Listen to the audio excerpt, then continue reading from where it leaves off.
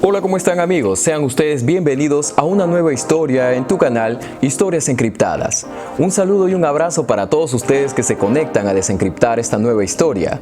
Antes de continuar, quiero invitarte a que te suscribas si aún no lo estás, actives la campanita de notificaciones para que seas el primero en ver y recibir mis historias. Hoy comparto contigo una hermosa y conmovedora historia que contiene un mensaje inmerso dentro de ella. Si logras desencriptarla, déjame allí abajo en los comentarios tu respuesta. Yo a cambio te regalaré un corazón. Soy tu amigo Carlos Matthews y la siguiente historia empieza así.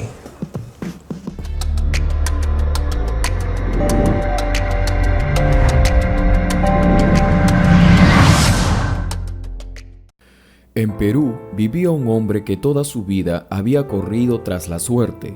La fortuna había huido de él. Cada emprendimiento que había empezado no había tenido mayor trascendencia. Decepcionado de sus esfuerzos por salir de la pobreza, se sentaba en la puerta de su precaria casa, en un banco. Había luchado toda su vida y ahora, con 50 años, se sentía que había fracasado en todos sus intentos. Se acababa de enterar que en el trabajo donde había ido a parar, había recorte de personal y por ende lo habían despedido. ¿Qué más tendría que pasarle? Con nostalgia recordaba los múltiples intentos ahora que había tenido en la vida. 69 intentos y todos contados uno a uno. Había hecho todo el esfuerzo posible y nada había funcionado. ¿Sería acaso la desobediencia a su madre por lo que no le había funcionado nada en la vida? ¿O simplemente había sido un hombre al que la fortuna le había dado la espalda? Su padre, antes de morir, cuando él había cumplido los 18 años, le dijo a su madre que por favor lo preparara para que asuma su lugar en su negocio de fabricación de bancos de madera. Este, con mucho esfuerzo, había comprado máquinas y herramientas para aumentar la producción y dar mejor acabado a sus trabajos, pero una enfermedad acabó con sus esperanzas a los 60 años. Haz que mi hijo tome mi lugar en ese negocio que he emprendido y que continúe mi proyecto. He escrito un libro con todos mis apuntes y mis secretos allí. Él sabe lo que le he enseñado. Con él hemos construido un pequeño banco y él lo ha hecho bien. Solo falta conectar este negocio con esta nueva era. Él es joven y sabrá encontrar la forma. Y diciendo esto, expiró fuertemente y se fue de esta vida. Quedó a cargo de la tarea su madre ahora, pero lo que no sabía es dónde podría haber guardado el libro de apuntes su marido. Tras sepultarlo, fue y habló con su hijo y se dio a la tarea de prepararlo y de transmitirle lo que su difunto marido quería para su único hijo. Necesitas solo actualizarte. Tu padre dijo que tú sabes lo del negocio y te ha dejado todos sus apuntes en un libro, que él mismo ha escrito. Él dijo que falta solo un eslabón para unir mi cadena a la cadena de esta era, y no sé dónde está. También dijo, yo ya estoy viejo y de esas cosas de tecnología no sé mucho. Casi no puedo ver. Mis manos tiemblan. Por favor, quizás necesitas estudiar algo concerniente a este negocio. Hijo mío, sé sabio y toma lo que tu padre te ha dejado. Él dijo que tú sabes mucho sobre el negocio, que te lo ha enseñado desde niño. Hazlo por favor y compra tu boleto a la nueva vida. Así intentó convencerlo su madre, pero este de manera despectiva le contestó, mamá, el abuelo de mi padre, su padre y él, ahora tú. Todos los carpinteros, ¿qué han conseguido? Nada, seguimos en lo mismo, pobres toda la vida. No seguiré ese patrón de vida, no es para mí, yo tomaré mi propio destino. Su madre lloraba mucho al escuchar esto, pues había hecho planes para que él estudie algo que impulsara el negocio. Pero ahora su hijo, que había crecido, rechazaba seguir la tradición y se negó a tomar el lugar de su padre. Así su madre, entrada en años ya, empezó a decaer, y días antes de morir le dijo, Dios nos da hijos para que tomen nuestro lugar en la vida, pero tú has decidido rechazar lo que te corresponde por sucesión. Temo que tu camino será muy duro, pero si alguna vez entras en razón y logras ver el futuro en lo que con tanto esfuerzo hemos construido, vuelve. Ya casi no puedo verte, hijo, pero te suplico que al menos lo pienses.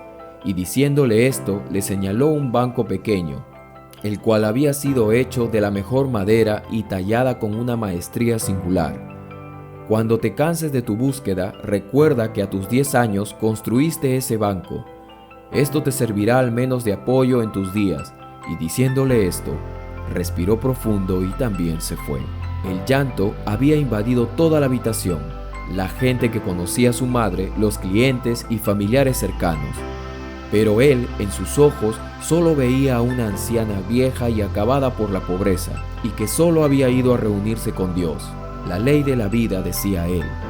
Cegado por su deseo de buscar un oficio nuevo, un nuevo negocio, no había prestado atención en nada a lo que su padre y su madre le habían dicho. Ahora, después de sus bandazos, se hallaba sentado en aquel banco que él mismo había construido, y aún renegando a sus 50 años decía, «De algo has de servir», y diciendo esto se sentó encima de él. Hablaba solo dirigiéndose al banco de madera que alguna vez él y su padre habían labrado con mucha dedicación y mucho amor. En ese momento de pensar, tomó el pequeño banco y lo empezó a revisar. Lo observaba con detenimiento diciendo, «¿Por qué mi padre se habrá afanado tanto en que siga este negocio?». Entonces recordó su niñez, esos días con su padre tallando un conjunto de mapas en la madera. «Construiremos un cajón secreto», parecía escuchar la voz de su padre hablarle desde el polvo. Los dibujos en la madera daban a entender los pasos que debería tomar un hombre en la vida. Estos indicaban que debajo, entre el asiento y los pilares, yacía una abertura que parecía un pequeño cajón. Cada día al regresar a su casa, él se había sentado allí por años y nunca había recordado ese detalle. Entonces pensó, la idea había sido de él. «Mi banco de oro», decía con letras talladas, pues tenía un cajón secreto debajo, pues él de pequeño pensó en guardar allí un tesoro y que nadie pudiera encontrarlo. Un cuaderno de apuntes cayó, lo abrió rápidamente y empezó a revisarlo. Era la letra de su padre. Apuntes de medidas, proporciones, técnicas de acople de madera, y empezó a recordar todo. Y aún de forma simple dijo, «Bueno, padre, será como tú dijiste una vez. Al final de todo, terminaré siendo carpintero y haciendo bancos de madera. Moriré en la pobreza entonces». Colocó entonces el banco como adorno en medio del taller de su padre y empezó a revisar todo. Cada máquina había sido engrasada correctamente para evitar el deterioro de ellas. Así subió la cuchilla de electricidad y dio arranque a todas las máquinas. Abrió el portón que daba a la calle.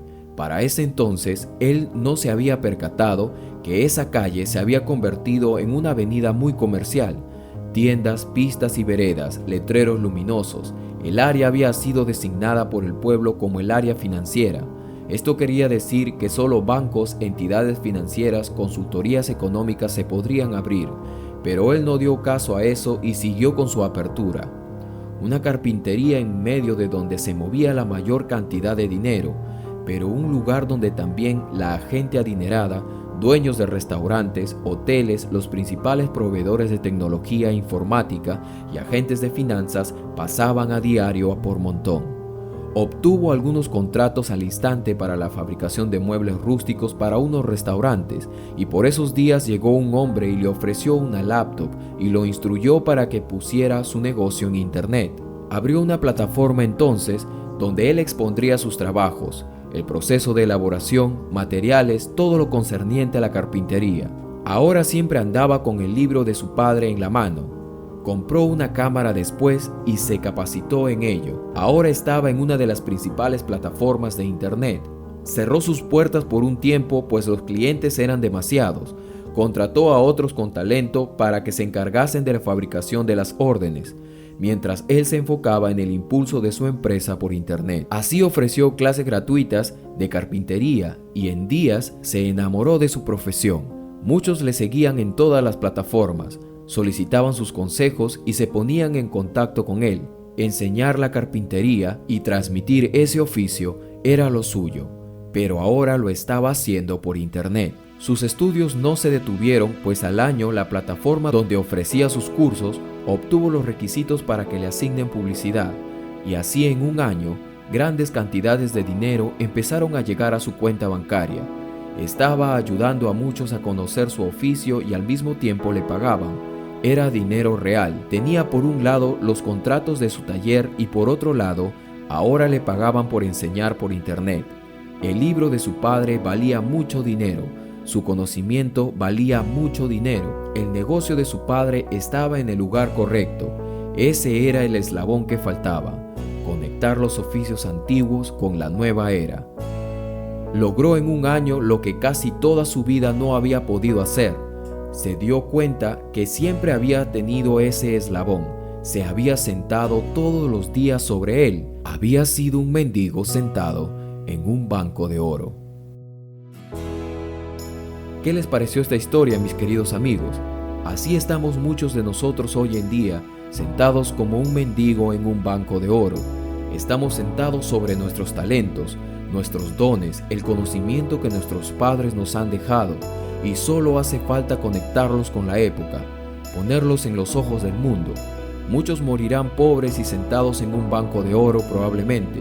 En esta historia, el banco de oro simboliza los conocimientos de un oficio, la tecnología y las múltiples puertas y plataformas para exponer nuestros trabajos y nuestros dones. Como la parábola de los talentos, Dios le dio a cada uno según su don y su fuerza, pero muchos le tenemos miedo al fracaso y escondemos ese talento, ese don, pues así dice el Señor al hombre que añadiere más valor al don que Él le ha dado. Sobre poco has sido fiel, sobre mucho te pondré. Y al que escondiere su don o talento de los demás, así dice el Señor, hasta lo poco que tiene le será quitado.